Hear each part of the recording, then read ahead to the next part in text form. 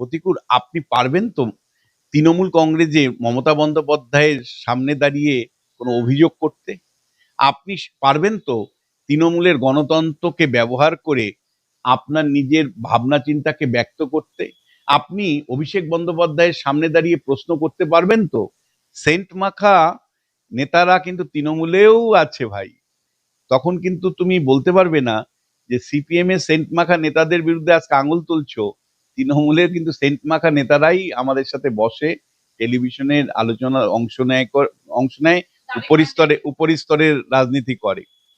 তিনি যেটা করেছেন ঠিক করেছেন, আমি সাপোর্ট করছি। হ্যাঁ, প্রতিকূলের আশা তৃণমূলের জন্য লাভ। কারণ তৃণমূল কংগ্রেসের মুসলিম নেতৃত্ব যারা আছেন তাদেরকে মানুষ রিজেক্ট করে দিয়েছে। তাহলে তৃণমূল কংগ্রেসের এখন কিন্তু টার্গেটই হলো একের পর এক মুসলমান নেতা যাদের ইমেজ ভালো তাদেরকে দলের মধ্যে অন্তর্ভুক্ত করা। ববি হাকিম মমতাপন্থী, তুমি যদি সিদ্দিকুল্লাহ চৌধুরী মমতাপন্থী, এবার যাদেরকে আনা হচ্ছে তাদের সাথে অভিষেক বন্দ্যোপাধ্যায়ের সরাসরি সম্পর্ক বা তার অফিসের সম্পর্ক আছে। এখানে প্রতিকূল ছোটবেলার থেকে রাজনীতি করে, একমাত্র কাজ তার কাজই হলো 24 ঘন্টা রাজনীতিবিদ। ফলে তারও তো মনের মধ্যে একটা অভিলাষ হবে যে আমি এমএলএ হব, আমি এমপি হব, আমি রাজনীতিতে মানে একটা কেরিয়ার তৈরি করব, তারও তো মনে হয়। ফলে সিপিএম দিয়েই এখন তৃণমূল চলে। আজকে যদি সিপিএম গণ আন্দোলনের মধ্যে থাকতো, প্রতিকূলরা তৃণমূলের কাছে জাতশত্রু হয়ে উঠতো। তৃণমূল চাইলেও পারতো না তাকে নিতে। আজকে তৃণমূল চাইলেও শুভেন্দু অধিকারীকে নিতে পারবে না। কেন পারবে না? কারণ শুভেন্দু অধিকারী লাগাতার আন্দোলন নিজের মতন করে তৃণমূলের কাছে গণশত্রু হয়ে উঠেছে। কেন প্রতিকূলরা ধরে রাখতে পারছে না সিপিএম? একের পর এক সিপিএম নেতারা বেরিয়ে তৃণমূলে জয়েন করছে। সিপিআইএম দলের যে ডেমোক্রেটিক সেন্ট্রালিজমের নাম করে যেটা চলে সেটা অন্যায়, সেটা ভাঙা উচিত এই মুহূর্তে। তৃণমূল কংগ্রেসে জয়েন করলেন প্রতিকুর রহমানের হাত ধরেই নাকি এই মুহূর্তে বামের এক ঝাঁক নেতৃত্ব, যারা যুবক এই মুহূর্তে দাঁড়িয়ে তরুণ তুর্কি যাদেরকে বলছিলেন বাম, তারা নাকি সবাই আসতে পারে এক এক করে, এরকমটাই জল্পনা রয়ে গেল। আমার সঙ্গে রয়েছেন রাজনৈতিক বিশ্লেষক বিশ্বনাথ চক্রবর্তী। এই যে প্রতিকুর রহমান গেল, স্যার, আখেরে কতটা লাভবান হলো এই প্রতিকুর রহমানকে নিয়ে তৃণমূল, আর কতটা ক্ষতি হলো সিপিএম এর, এই দুটো যদি আমাদেরকে সঠিকভাবে একটু বিশ্লেষণ করে বলেন। দেখো, তৃণমূল কংগ্রেস দলের মধ্যে যদি সমর্থনের ভিত্তি দেখো তাহলে পুরোপুরি মুসলমান সমাজ পুরো তৃণমূল পক্ষে। তৃণমূল কংগ্রেসের ভোট ব্যাংকের প্রায় সিংহভাগটাই হলো মুসলমান ভোটার। অথচ মুসলমান কোনো নেতা, গ্রহণযোগ্য নেতা এই মুহূর্তে তৃণমূল কংগ্রেসের নেই। যারা মমতা বন্দ্যোপাধ্যায়ের সাথে উঠে এসছিল, ববি হাকিম রিজেক্টেড এখন, সিদ্দিকুল্লাহ চৌধুরী কমপ্লিটলি রিজেক্টেড, মুসলিম সমাজই তাকে পছন্দ করে না। আচ্ছা, হুমায়ুন কবির সে এখন আলাদা দল তৈরি করেছে। মুর্শিদাবাদ এই আচ্ছা, মৌসুম বেনজির এসছিলেন, তিনি কংগ্রেসে চলে গেছেন। পড়ে রইল শওকত মোল্লা, যাকে লোক অপছন্দ করে, জাহাঙ্গীর খান, যাকে লোক অপছন্দ করে। তৃণমূল কংগ্রেসের মুসলিম নেতাদের না শিক্ষাগত জায়গা থেকে কোনো উৎকর্ষতা আছে, না তাদের গ্রহণযোগ্যতা আছে, আর 15 বছরে তারা এতটাই মিসইউজ হয়েছেন যে তাদের কার্যত গ্রহণযোগ্যতা নেই। অথচ এই তৃণমূল কংগ্রেসের পেছনে পুরো 35-36% মুসলমানরা আছেন।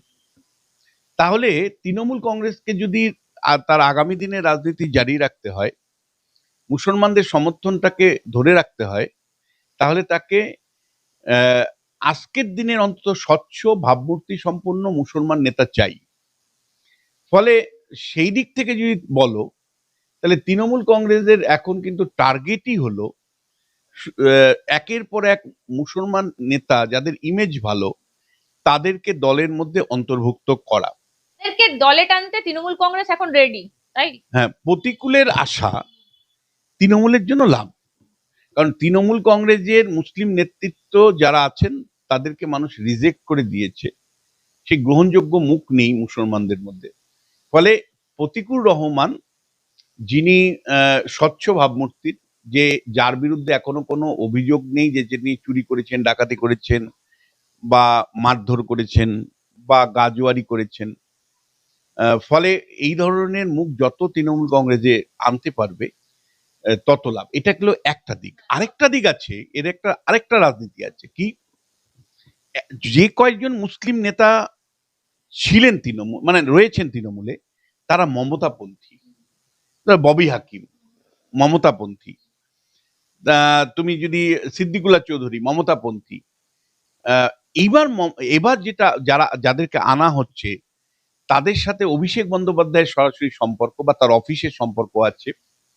ফলে প্রতিকুর রহমানকে আনা মানে হলো অ্যাকচুয়ালি আগামী দিনে তৃণমূলের যিনি নেতা, আগামীকে বুঝতে হবে সেই আগামী নেতা নিয়ন্ত্রণটা মুসলিম সমাজের মধ্যে প্রতিষ্ঠা কিন্তু আরো বেশি করে পাবে। মানে প্রতিকূলের মতন অল্প বয়সী মুসলিমরা যত আসবে, তাদেরকে যখন অভিষেক বন্দ্যোপাধ্যায়ের উদ্যোগে প্রতিষ্ঠা তারা পাবেন, তাদের মধ্যমণি হবেন। মানে পাওয়ারটা মমতার থেকে অভিষেকের দিকে তত বেশি আসবে। হ্যাঁ, আসবে তত বেশি। এবার যে প্রশ্নটা আমাকে সবাই করছে যে প্রতিকুর রহমান বামপন্থী নেতা, দেখো এর আগেও তো অনেক বামপন্থী নেতা এসছে। ধরো মানে প্রায় মানে 20 বছরের উপর বিধায়ক ছিল ক্যানিং পূর্বতে। সেই বিধায়ক যিনি বামফ্রন্টের মন্ত্রিসভাতেও ছিলেন, তাকেও তো আমরা দেখেছি যে ইয়েতে আসতে, তৃণমূলে আসতে এবং তৃণমূলের মন্ত্রিসভায়। তুমি দেখেছো যে উদয়ন গুহর মতন লোক, তুমি ঋতব্রত বন্দ্যোপাধ্যায় মানে বুদ্ধদেব বাবুর ব্লু আই বয় ছিল, মানে বলা যায় যে খুব ঘনিষ্ঠ ছিল। বুদ্ধদেব বাবু অল্প বয়সে তাকে রাজ্যসভায় পাঠিয়েছিল, লোকসভায় না পাঠিয়ে। সেই ঋতব্রত বন্দ্যোপাধ্যায় তো এখন তৃণমূল কংগ্রেসের বড় নেতা। শওকত মোল্লা, জাহাঙ্গীর খান, এরা সবাই সিপিএম করার লোক। ফলে সিপিএম দিয়েই এখন তৃণমূল চলে। সত্যি বলতে কি, আমি নামগুলো সবগুলো তোমায় বলতে পারলাম না, কিন্তু মানে জেলায় জেলায় সব সিপিএম এর নেতারাই কিন্তু এখন তৃণমূলের। এবং রেজ্জাক মোল্লার কথা তো কিছু শুরুতেই আমি বললাম যে রেজ্জাক মোল্লা 20 বছর এমএলএ ছিলেন, বামফ্রন্টের মন্ত্রিসভায় 14 বছর ছিলেন, তারপরে মমতা বন্দ্যোপাধ্যায় তাকে নিয়ে এসে মন্ত্রিসভায় ঢুকিয়েছিল। একের পর এক আমি উদাহরণ তোমায় দিতে পারি যে সিপিএম এর নেতা যাদেরকে মমতা বন্দ্যোপাধ্যায় একসময় হারমাত বলতো, সেই হারমাত দিয়েই কিন্তু এখন রাজ্য জয় করছেন বা তৃণমূলকে ভরিয়ে দিয়েছেন। দেখো প্রতিকূলে গেল কেন, একজন বিশ্লেষক হিসাবে আমি কিভাবে দেখছি, গত 15 বছরে সিপিএম ক্ষমতাচ্যুত, শূন্য বিধানসভায়, শূন্য আসন। এর পাশাপাশি আগামী 5 বছরেও সিপিএম ক্ষমতায় আসবে নিশ্চিত করে কেউ বলার সুযোগ নেই। তার শক্তি বাড়বে বলেই মনে হচ্ছে না, একেবারেই মনে হচ্ছে না। ফলে প্রতিকূল 24 ঘন্টা রাজনীতিবিদ, যেখানে অন্য পেশায় প্রতিষ্ঠিত লোকরা রাজনীতিতে এসে কেরিয়ার করে। ধরো সাংবাদিকরা, আমি একটার পর একটা সাংবাদিকের নাম বলতে পারি, যার কুণাল ঘোষ থেকে শুরু করে একের পর এক সাংবাদিক যারা রাজনীতির মধ্যে আশ্রয় নিয়ে আজকে আরেকটা বলা যায় পেশাগত জায়গা তৈরি করেছেন। ধরো রাজ চক্রবর্তী, তিনি একজন বিখ্যাত পরিচালক, তিনি রাজনীতির মধ্যে ঢুকে তিনি এমএলএ হয়েছেন, আরেকটা কেরিয়ার তৈরি করেছেন। তুমি বাবুল সুপ্রিয়, গায়ক, ভারত বিখ্যাত গায়ক, তিনি রাজনীতির মধ্যে এসে আরেকটা পেশা তৈরি করেছেন, রাজনীতির জায়গা থেকে পেশা। দেব উত্তম কুমারের মৃত্যুর পর সবচেয়ে জনপ্রিয় নায়ক, ফলে সেই নায়ক কিন্তু রাজনীতিতে ঢুকে কিন্তু আরেকটা পেশা তৈরি করেছেন। তাপস পালের ক্ষেত্রে বলি, এরকম অসংখ্য। তাহলে যেখানে সাংবাদিক থেকে শুরু করে নায়ক, গায়ক, সবাই ব্যবসায়িক শ্রেণীর মানুষ, সবাই তার নিজে নিজে পেশায় উৎকর্ষ, তখন তারপরেও তারা কিন্তু রাজনীতির মধ্যে এসে কেউ এমএলএ হচ্ছেন, কেউ এমপি হচ্ছেন। আর সেখানে প্রতিকূল ছোটবেলার থেকে রাজনীতি করে, একমাত্র কাজ তার কাজই হলো 24 ঘন্টা রাজনীতিবিদ। ফলে তারও তো মনের মধ্যে একটা অভিলাষ হবে যে আমি এমএলএ হব, আমি এমপি হব। আমি রাজনীতিতে মানে একটা কেরিয়ার তৈরি করব, তারও তো মনে হয়। ফলে প্রতিকূল এখন যাই অ্যালিবাই দেখ না কেন, দেখো যে যখন দল বদল করেছে, কেউ বলেছে আমার নিঃশ্বাস বন্ধ হয়ে যাচ্ছে দাদা, কেউ বলেছেন আমি কাজ করতে পারছিলাম না, আমি উন্নয়নের যজ্ঞে সামিল হয়েছি, কেউ বলেছেন আমার মমতা বন্দ্যোপাধ্যায়কে খুব ভালো লাগে। অথচ ওই লোকগুলো যখন মানে তাদের নিজের নিজের দলে ছিল, তখন মমতা বন্দ্যোপাধ্যায়কে স্বৈরাচারী বলেছে, তারা মানে তৃণমূলকে গণশত্রু বলেছে। আর আজকে তৃণমূলে এসে তারাই তৃণমূলকে গণশত্রু থেকে গণবন্ধু বলছেন। ফলে প্রতিকূলও দিনের পর দিন তৃণমূলকে গণশত্রু হিসাবেই মানুষের সামনে তুলে ধরেছিল, মমতা বন্দ্যোপাধ্যায়কে স্বৈরাচারী নেত্রী হিসাবেই দেখেছিল। আজকে যে প্রতিকূল বলছেন যে দলের মধ্যে গণতন্ত্র নেই, দলের মধ্যে কথা বলতে পারছিলাম না, আমার অভিযোগগুলো কেউ শোনার মতন নেই, এইসব কথা বলছেন, প্রতিকূল আপনি পারবেন তো তৃণমূল কংগ্রেসে মমতা বন্দ্যোপাধ্যায়ের সামনে দাঁড়িয়ে কোনো অভিযোগ করতে? আপনি পারবেন তো তৃণমূলের গণতন্ত্রকে ব্যবহার করে আপনার নিজের ভাবনা চিন্তাকে ব্যক্ত করতে? আপনি অভিষেক বন্দ্যোপাধ্যায়ের সামনে দাঁড়িয়ে প্রশ্ন করতে পারবেন তো? ঋতব্রত কি পারে? শওকত মোল্লা কি পারে?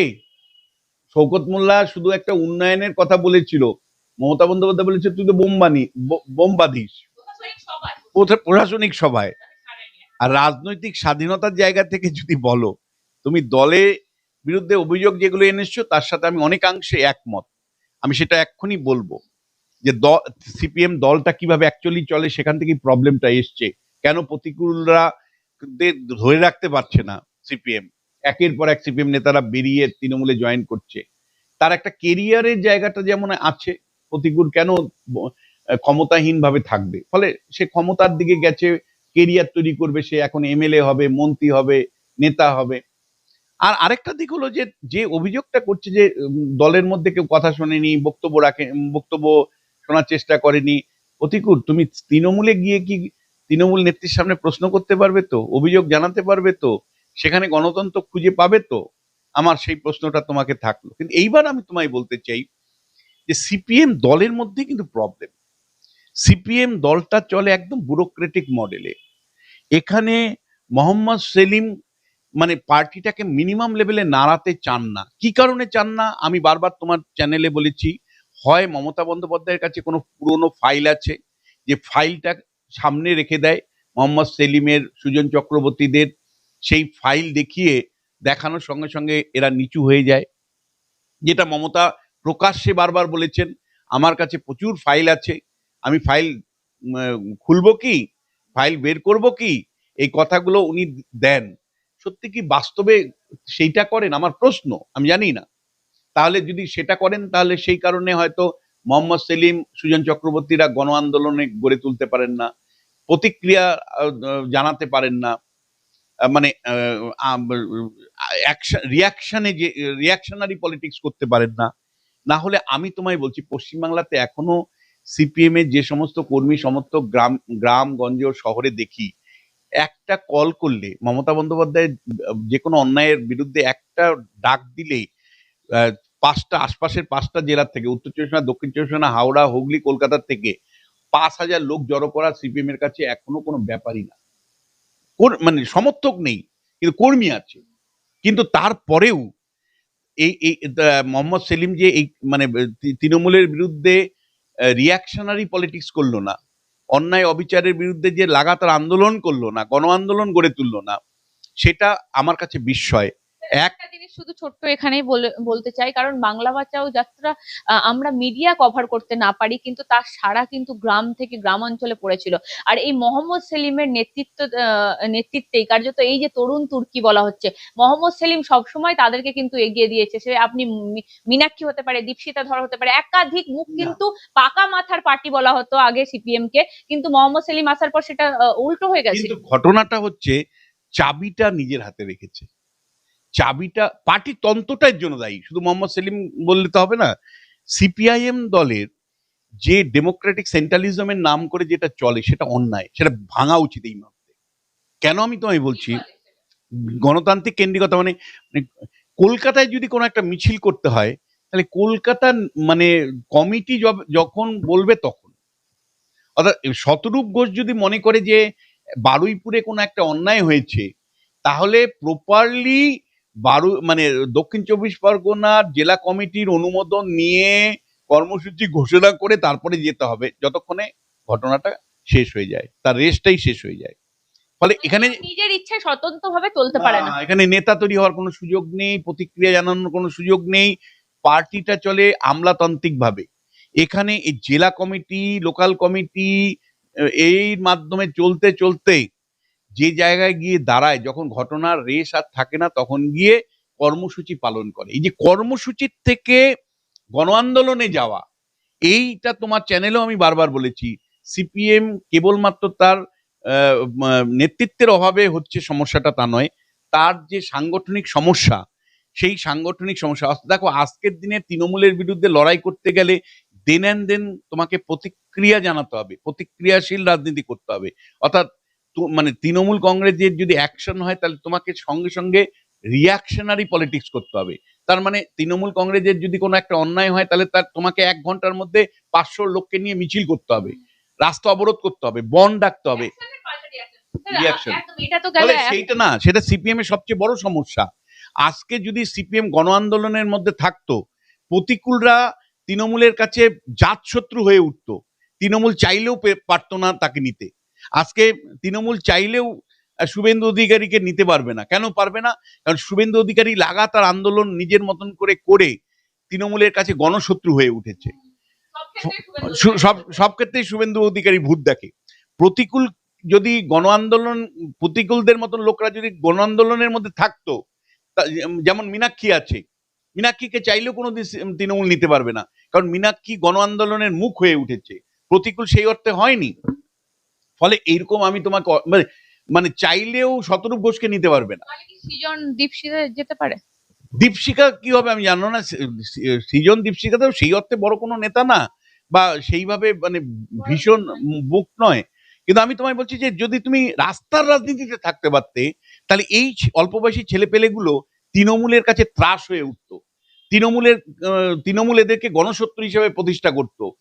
প্রতিকূল যে অভিযোগ করেছে, সেলিব্রিটি কালচারের অভিযোগ করেছে, তিনি বলেছেন কয়েকটা মানুষ আছে যারা টিভিতে সেন্ট মেখে গিয়ে বসে, কার্যত নাম না করে আমরা সবাই বুঝতে পারি যে শতরূপ ঘোষকেই টার্গেট করে। না, সেটা ও যেটা বলেছে, দেখো মানে ওর সেটা বলতেই পারে, কিন্তু মানে আমার শুধু গায়ের কালারের জন্য আমাকে আমাকে বলেছে কৃষি আন্দোলন করো, তুমি ক্ষেত মজুর করো, আমার এই সমস্ত অভিযোগগুলো তুলেছে। এগুলোর কি সারবত্তা আছে একটু বলুন।